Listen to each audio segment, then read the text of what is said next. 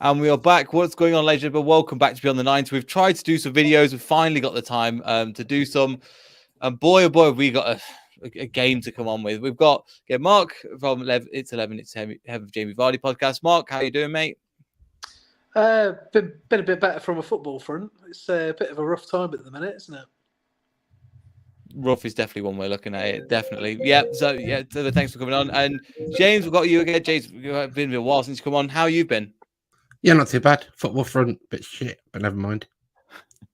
Yeah, pretty much that's it at the moment. I mean, we're going to go into the fixtures. We're going to go into some of the comments that Brendan Rodgers made.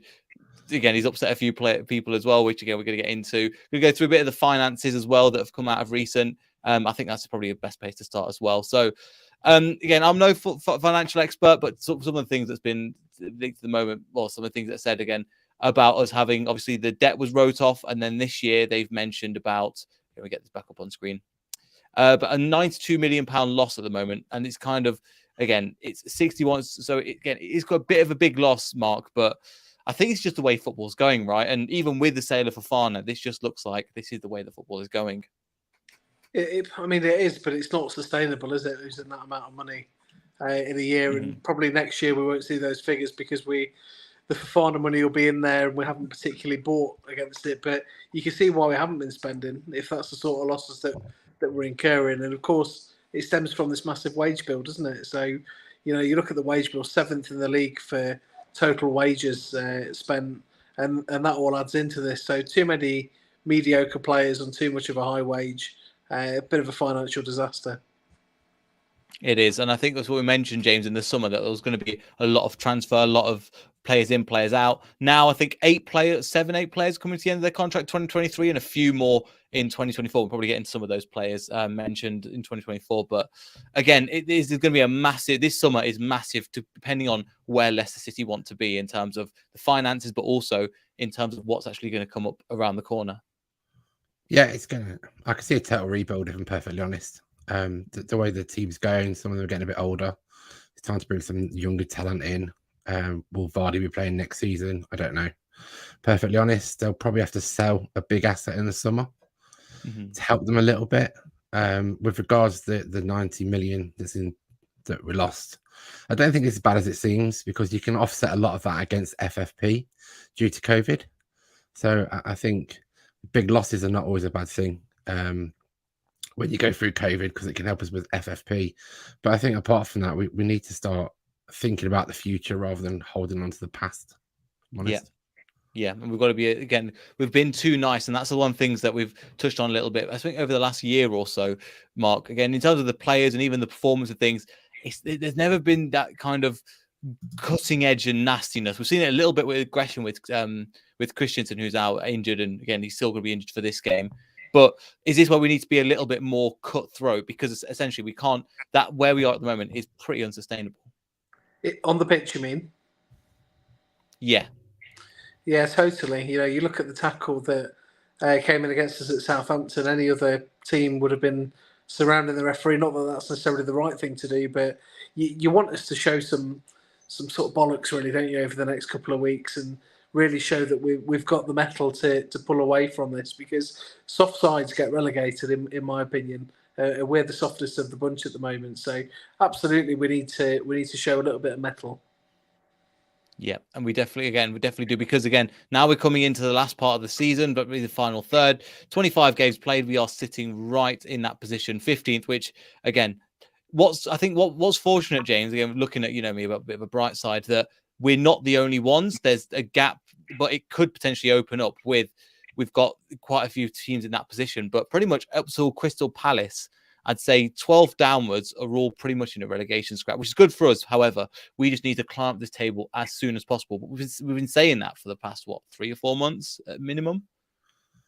Yeah, and games are coming thick and fast. There's not easy games coming up, and that can harm us as well. Southampton Saturday, we gifted them 3 points, which brought them into the relegation battle because they were 3 points adrift. But we brought them into it as well. So I don't think we're helping ourselves at the minute, if I'm honest. No, We really aren't, and that's the thing. So you got to help yourself before you help anything else, and that's the problem we are at the moment. But we'll get in some of the press conference, some of the comments in the press conference, because my God, it's more of the same. But even then, for some reason it keeps changing as well. One of the things that again Brendan Rodgers mentioned when he's comparing Chelsea to Leicester, one of these famous quotes has come out with Mark of Reason. It's like comparing a Ferrari to a Mini in a race. It's tough on the Mini. I mean, when you first read that, I know you read that and you've tweeted about it before. What were your initial thoughts of it? Is this standard Brendan Rodgers, or is this kind of what was he trying to do with this? I think he's trying to start to get some of the excuses in a little bit early again, isn't he? It's clear that we're not shopping in the same ballpark as Chelsea, but I think what a manager should be doing before a big game like this, and it is a big game because you look at Leeds. Leeds beat Chelsea at home. People have been getting points off Chelsea. This is not an unwinnable game, and I think the last thing we should be doing is building them up before the game. I fully understand where he's coming from. I'm not stupid to think that we are in the same ballpark, but I don't think we should be dismissing that. I think if you're a player in that dressing room and you're looking for excuses that have been made, that's the first one already on the wall for you, isn't it? For you to hide behind, and I think we should be stripping those away rather than lining them up. Yeah, no, I definitely agree. And I think this is some of the mentality that we talked about, James, where we looked at Walt Fast last week, where he said we got 14 cup finals and Brendan Rodgers has gone, we're not in that much trouble. I think he changed his tone this week, but it seems like, I think Castagna was interviewed this week about it. It seems like the players and the manager just have completely different mentalities. Yeah, totally. That comment from Rodgers, if you're a player, you'd be thinking, well, what's the point in trying? Because our gaffers are already coming up with excuses of why we're not going to win. So it must be really difficult for the players to start to motivate themselves, because I don't really see much motivation from him. Even when he's on the pitch, on the sideline, I don't see him motivating the players that much as you do other managers. And I think his time's come to an end, but I think also in his head, he doesn't really want to be here anymore, if I'm perfectly honest. No, I know what you mean. And I think it was something after the Southampton game. I know we didn't do a post-match, but I remember watching the game at the pub and going, it just looks like he was clapping anything. And it was like, it wasn't even at points. It was like, yeah, whatever. And there was so many people getting annoyed with it, even in the crowd and everything. That was just, at times the ball, it was the simple balls. And Mark, it was just, and you just see him on the side scribbling his notes and doing the little clap. And that's pretty much, he did that for majority of the game. His clap annoys a lot of people. It doesn't particularly bother me. I think it's one of those things that what I want from him is some real honesty of the situation that we're in, and some real statement of intent that we're going to get through it together and do dig in and get some ugly results. I don't like losing a game of football and people trying to pull the wool over our eyes saying it was a great performance when I don't think it was a great performance. We played the team at the bottom of the league. Yes, we had some good chances. Iheanacho had a really bad day. I think on a different day could have scored a hat-trick. But teams don't stay up on coulda, woulda, shoulda. We'll be going down with that mentality. And that's my real worry at the minute. Because you mentioned the bottom half of the table. I've said since Wolves got Lopetegui, it won't be them. They won't be going down this season. They've got a lot of quality through their side. They don't score many goals, but I think they'll be fine. I still think Forest will be okay, because I watched Forest and Everton last week, and they were fighting each other. And I thought that's exactly what you need to be doing in this scenario. West Ham, you look at their squad, they should probably a similar situation to us. They should start to pick up a little bit. Everton could well get out of it with Dyche. It's a really worrying time for us. That said, I think we've got a real chance this weekend. I think we've got a real chance. Real chance to get 3 points, you think? Yeah, I think so, yeah. I think so. I think Chelsea, they're in 10th position for a reason. They're only 10 points ahead of us, which is incredible, isn't it, really? They've not been scoring goals. They've not been winning many. We shouldn't go into this game with any fear. What really worries me is the mentality that we go into the games with. Because if we went in with no fear, I think we'd be okay. I think it could be a really, really, really big weekend for us. I'm hoping so. I'm hoping again that could be the case. But again, coming into Chelsea, James, the fact that again they are only in 10th place, they're only 10 points ahead of us. But they've won the last 2 games. Played against Dortmund 3-5-2. No, sorry, 3-4-3 they played and they won 2-0. Coming into this game, are you again? with the likes of Chilwell and Fofana coming back to the stadium, is that what the King Power needs? That little, because he did play both of them against against Dortmund. Is this what we need? That little bit of nastiness. Go right. We're going to show you why you left and why you're not worth 120 million between the both of you. Yeah, totally. I think one thing that's disappointed me all season is the noise down the King Power, or shall I say, lack of noise. When these two come, it should be a kind of cauldron atmosphere. And I think, I think we've got a great chance of them, perfectly honest. Mm-hmm. They had a tough game at Dortmund. They won 2-0, but it was a tough game. And we all know that the teams that are in European football, when it comes to the weekend after, some of them falter a bit due to fitness, etc. So I think it's a huge opportunity for us. It really is. And the thing is, Mark, I think compared to the last two results, we just need, I think the bare minimum after the last two performances is a shot on target, surely. And that's going to be the bare minimum for this, because we are really scraping the barrel at the moment. Well, I'll tell you what, Neil, if we don't have that, we're not going to win the game, are we? So it's that simple, bar a miracle, own goals or whatever. That's not going to happen. But, I think James is absolutely right. I think the atmosphere has been so disappointing this season. And we talk about fight needed from the team. Maybe as a group of supporters, we need to look at ourselves a little bit in that as well. It's been very, very flat. I'll be singing my heart out in the bottom of the cop, but I'm probably the only person around me that does, if I'm honest. It's a really quiet atmosphere. But, I'll be giving Fofana and Chilwell a bit of stick this weekend, not because they weren't good players when they were with us, because of the manner of their exits. We need to make sure that they know that that's not acceptable. And I'll be leading the boo boys for them, really. Yeah, and I think, James, this is the opportunity really to get into them when things aren't going well, and things aren't going well on the pitch, sure, but booing the opposition, getting in their faces, making sure that all the chant's going to be about them. I think that's going to, similar to the Forest game where it was like, forget that, we're up for the occasion now when we're at home. And I think that's the mentality we have to come in with as fans, as Mark was saying. Yeah, I think Mark's hit the nail on the head there. We need to start being the 12th man. Throughout football history, you see how important that 12th man is, and we're not the 12th man at the minute. And that's what we need to do. We need to start hitting the ground running when it comes to football, and off the pitch, help them as much as we can. Because it must be awful playing at home for our players, knowing how quiet it is in there. Because you're probably thinking, wow, there's 32,000 fans in here, and I sit at the front of the cop, but between SK1 and SK2, and sometimes all you can hear is the away fans.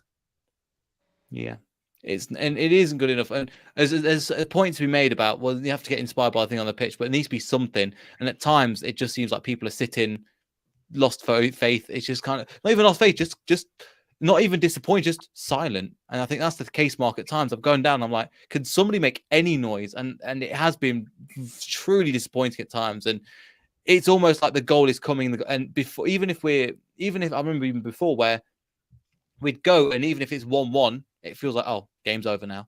And I understand we've dropped 19 points and things like that as well, but it feels from winning positions. But we do need to get, I think, better, as you were saying, better as fans as well. Yeah, we do. We need to almost wipe the slate clean a little bit this season and look at it now as a mini season and start from zero, and try and harness the spirit of the Great Escape year. Those last sort of 10 games of that season where people were coming down and we'd almost won the game before we started because the atmosphere was so hot and we had players on form. Some of these players need to play themselves back into form and quickly, and I believe that they can. I've still got a real feeling that Jamie Vardy's got one last streak in him. I think this is probably his last season, if I'm honest. But one last streak, 4 or 5 goals to steer us away from the drop would be poetic, wouldn't it? It would be part of this film that they're apparently making, isn't it, James? That if he could lead the line and again save us, essentially not from the Great Escape, but with a similar kind of mentality, just kind of pick us up. But Jamie Vardy, when he's come on of recent, he's looked nowhere near it. He's the old Vardy that we've come on. I've always complained about Iheanacho being taken off and Vardy coming on, and Vardy's not really offered anything. Granted, I'm still with Mark. I'm hoping that for the last few games he can come on and really push and really do something. I think you're right. I think for me, Vardy's lost his support with Rodgers, if I'm perfectly honest. I think when Jamie Vardy's happy with his manager, he's at the best we've ever seen him, as we've seen him in the past. This season, some games he doesn't look like the Jamie Vardy you know. Although he's not scoring, he's not making them runs, he's not tracking back as he used to. He doesn't seem that kind of bothered sometimes. Going back to the fans slightly, one thing that I have missed, and Vardy was part of that, is the players geeing up the fans. When Fuchs was there, you'd always see him when taking corners, he'd come up and try and get the cop going, try and get the fans back on side. I think we don't see any players trying to do that this season. And I think maybe the players are not buying into the Rodgers philosophy anymore, if I'm perfectly honest. I mean, the only player that I've remembered going down is Yuri Tillemans. Even this season has been team place up. There's not been too many others. And then Christensen, I think, was another one where he started to, you could see he'd celebrate everything. Apart from that, Mark, I don't think there's been too many other occasions where I can remember. Maybe Maddison is another one as well. It's sort of a reflection of the lack of leadership that's on the field, though, isn't it, to a certain extent? And it isn't. It's a malaise, and it's a catch-22. It's the chicken and the egg. Who gets who going first? Yeah, and I think as fans, we've got a real responsibility to really make sure that we go down and we give it a good go. And that's what I'll be doing at the weekend. I'm looking forward to it. I still look forward to going down there, despite how bad we've been this season. It's still the highlight of my week. It's my mental health decompression, if you like, and blowing away the cobwebs from a hard week at work. And I can't wait for it. And, one result can make a big difference again, can't it? I think the Tottenham result we thought had turned a corner for us. And we've had some tricky games since then. Then we rolled over to Southampton, which was disappointing. But you never know. I'm an eternal optimist. Yeah, I'm with you. I don't think I've got as much optimism as you, but I'm hoping again that we get the wins and we can stay up, because again, it's not looking too great at the moment. But just another thing that's not looking too great, something that came out today. Yannick Vestergaard, apparently another one that again is fallen out with Brendan Rodgers. Surprising, since again he was one of Brendan Rodgers' signing and he came out quite publicly. We've had Rob on the show before where he was saying that Rodgers didn't really fancy him. However, one of the recent quotes, obviously, he was interviewed a couple of weeks back about, again, his situation at the club. And he goes, an unauthorized interview. It was a very weird comment about he's talking to his twin brother. He's been very clear. Communication has always been great. So I was surprised. And apparently he's not training with the first team. I know he's not been in the squad, but James, just another person now that, again, it looks like there's other people, but another person that looks like he's fallen out with Rodgers. It's just, again, this is not what we need. Even though he's not starting, it's not what we need at this moment in time. No, and the interview was all about he doesn't understand the choices that Rodgers is making. And I know as fans, we probably don't understand most of them either over some of the games and some of the substitutions. But again, the list is getting longer and longer of players that is falling out with him. And that can't be good for a dressing room mentality, surely. No, especially when you need that, as Mark was called about, a siege mentality at the moment to kind of just ball everybody together and go into this game. But just Mark, coming into this game, how would you set up if you were Brendan Rodgers in this situation? Obviously, they've gone for, again, I showed you that they've been playing a back four. It's not been working, Chelsea. Then they've changed to a back three under like the similar Tuchel, and it seems to be clicking. They've got 2 wins on the bounce now. Would you go attacking toe to toe with them, or would you kind of stick with the 4-3-3 that Brendan Rodgers would play? I'd change it up. I'd go 3 or 5 at the back. Which way you'd want to sort of look at that depends on who's got the ball at the time. And I'd match them up a little bit around that, because they play a 3, don't they? I think they play 3 across the front though, and I'd probably go with Vardy and Iheanacho up front for us on Saturday.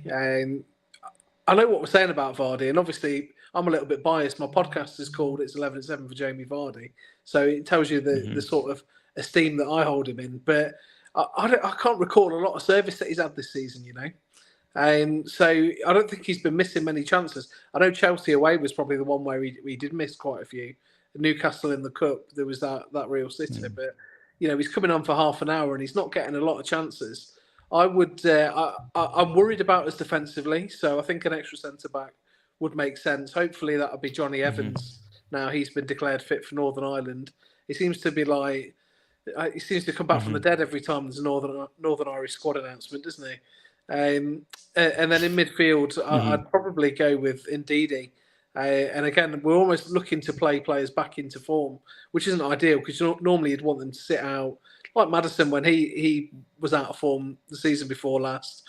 But we're not in that situation. I think the team's going to pick itself this weekend. I don't think we can play with a winger because we don't have any. Barnes may be fit. Tete has been, quite frankly, rubbish in his time here so far, bar that first game. So that's what I would do. I would absolutely play direct football, get it up to Vardy and Iheanacho quickly, and panic them at the back. Vardy's still got a bit of pace, and to stick him up against Thiago Silva, who's about 64 now, it means you're going to have a chance. No, do you know what? I think they might be very similar ages as well, Vardy, and only a couple of years in it. But I'm with you. And James, again, would it be similar? Would you go to 3 at the back again? How would you? Because again, when in the attacking formation, if we were playing a 3-5-2 or something, having Vardy and Iheanacho up top with Maddison making the runs in, essentially at times it is a front 3. Yeah, I totally agree with Mark. I think he needs 3 at the back. I think if Evans is fit, that's great. Let's be honest, he turned Cags into Maldini at times, didn't he? Because of his positioning, telling him where to go. And I think his instruction was valuable during their time. I think he'll be great at the back in the 3. I think this game will probably be won and lost by the wing backs. Chelsea have got an attacking 3, so the wing backs need to track back as quick as they can and defend when they can. And when they are defending, go to a back 5, as Mark said, and when they're attacking, go to a back 3, and then go 5 across the middle. Agree with Mark. Options, Vardy, Nacho makes sense. I think that probably makes perfect sense to me. And Didi, you need to win that midfield battle, and he's probably the one to do it. I just hope they all turn up, if I'm perfectly honest. Because if one of them doesn't turn up, we're going to get turned over. Yeah, I think you're right, and that's the case. So I've gone for Mendy because I think Mendy's been on form of recent. Indeed, he didn't look too bad against Southampton. But that's not saying much. So, but essentially, it's similar formation. My only concern, Mark, again, I'm with you in terms of the 3 at the back. I think we need that. Ricardo on the right. Do you think because obviously the injury to Christensen, does it feel like we have to keep playing him, and he is coming back from a long-term injury? Yeah, I mean, we're at 1 game a week at the minute, aren't we? So that's a real positive for us in terms of if we're still in cups and Europe like we have been, there would have been a real risk of overloading him. I've been really impressed with him since he's been back, actually. He looks sharp. He looks like he's playing without fear. And I think when you've had that injury, fear will play a big part of that because you'd be worried every tackle you go into, is this going to be another injury? Is this going to be another situation? My worry isn't on the right-hand side of the wing-backs. My worry is on the left-hand side. I had quite a lengthy debate on Twitter earlier about me putting Castagna on the left wing-back, but it's him or Luke Thomas. And for me, Luke Thomas he's not good enough. He's not a Premier League footballer. Castagna's been pretty poor this season as well. And he's probably going to be up against Raheem Sterling, isn't he, on the right-hand side, the left-hand side there. So that's probably going to be quite a tricky assignment for him, and a lot of our goals have come down Castagna's side recently as well. So that's where I'm more concerned about. To echo what James said, the middle of the park battle is going to be absolutely crucial, and we can't carry passengers in there. And I would worry about the form of all of our midfielders, including Kiernan Dewsbury-Hall in there at the minute.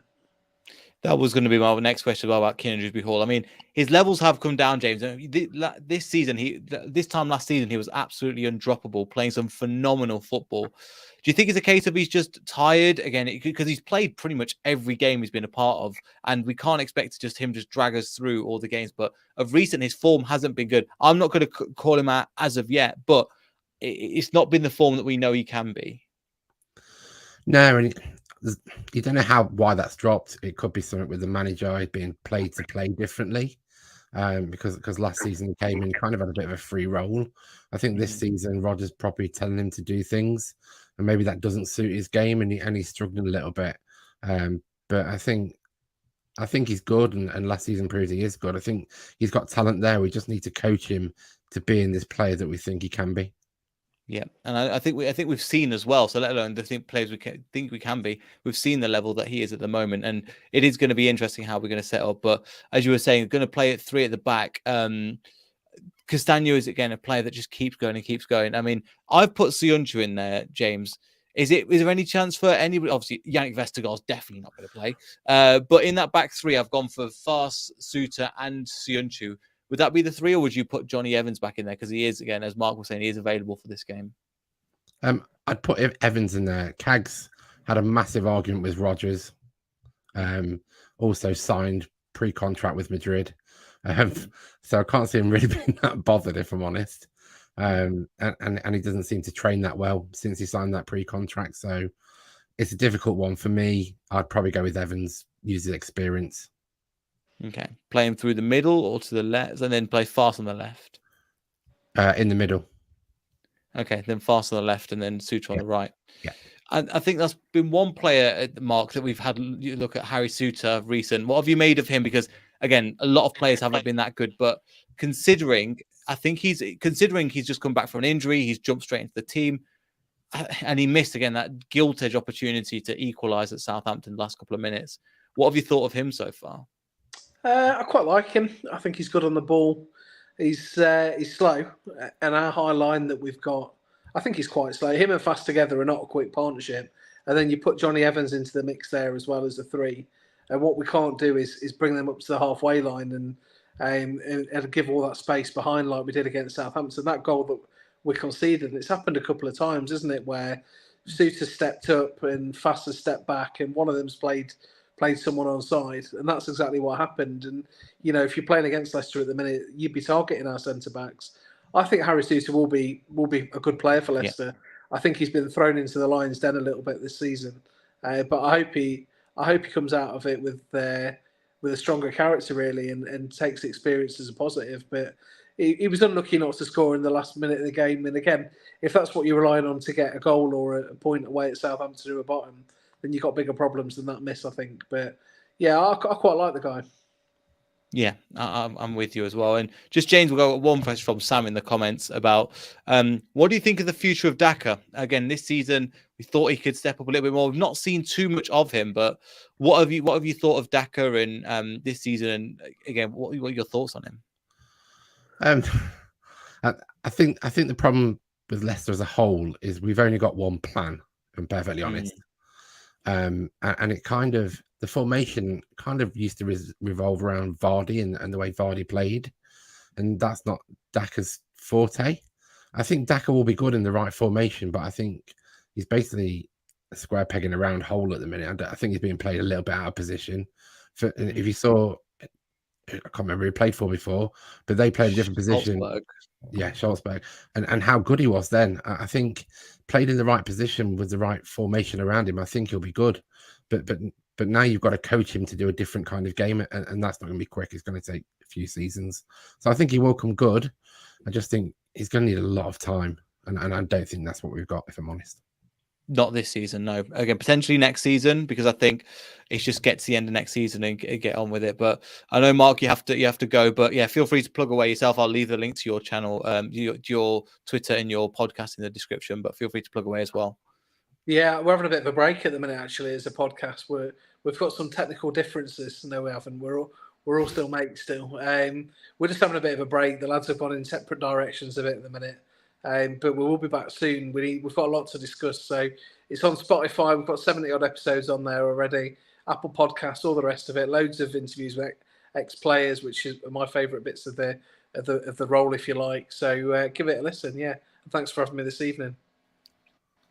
Brilliant. No, always a pleasure, Mark. Yeah, thank you so much for coming on. But yeah, with that, yeah, I'll leave Mark's link in the description as well. But yeah, that should be fine. Thank you. But yeah, I think that's pretty much everything. The only thing that we've talked about the Yannick Vestergaard situation, and I think that's pretty much everything. Is there anything else to mention? I thought there'll be a lot more to talk about. For some reason, I think it's all gone off the top of my head. You got anything else, James? No.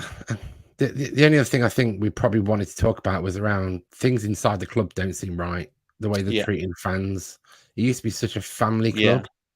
And now it doesn't seem to be that much helpful anymore. It's all around getting money in, and I understand they're in financial difficulties, but they don't seem to be the family club they used to be, from our point of view. Yeah, there was a tweet that went around from Tom, who's been on our show, and that went absolutely viral about obviously his situation. So again, I'll make sure to leave that. That has been resolved, but obviously since the tweet went out and it got viral, there was a lot more. So we've been hearing stories about, again, also what have you heard, James? I've heard a couple of stories about, again, people being charged even though people have died and things like that as well. Yeah, I know that people have had season tickets taken off them because they've loaned them to friends or family to go. Oh yeah. We've got mobile season tickets, so we can't do that. And I think next season they'll probably impose mobile season tickets because it makes it near on impossible to pass it on to friends and family. They just want paying people there, and they also want to know every single person that's in that ground. I'm not sure why, because it doesn't happen in any of the Premier League club, which is really confusing. Yeah, it really does. It really, and considering we were known and for, again, as you were saying, that kind of support our people as well, and it's just gone completely wrong. And hopefully they can get it sorted, but again, I can only see it going one way as well. But yeah, that's pretty much it. In terms of the game against Chelsea, how do you think it's going to go? We have to start off well. Yeah, we need to be on the front foot from the start. I think if we can get an early goal, that will help settle the crowd a little bit. My worry is if they score first, they'll go to pieces. Every time a team scores against us, the heads drop. I hate to see it. Never get any points. No. We can't remember the last time we got points when they scored first. Well, I say there was the game against Tottenham and Tottenham and Aston Villa, but apart from that, yeah, I think you're right. I think also second half seems to be so poor lately. I don't know what he says to them at half time, but they seem to have an okay first half and then come out demoralised in the second half. So I think that needs to change. I think they're going to heavily miss Tielemans, let's be honest.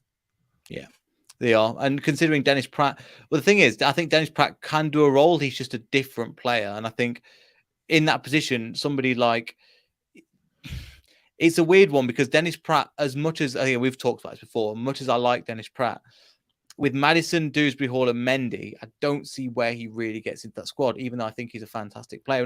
And also Rodgers doesn't rate him. No, exactly. He's another one that's had a falling out with Rodgers. I think you're right. I think he has got a place, but I don't think it's in that three.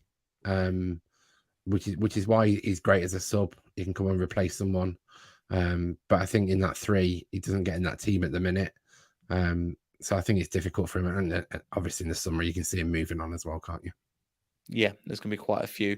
I think in 2020, so 2023, I think his expires. I think Diddy is 2024, but he looks like one's going to go.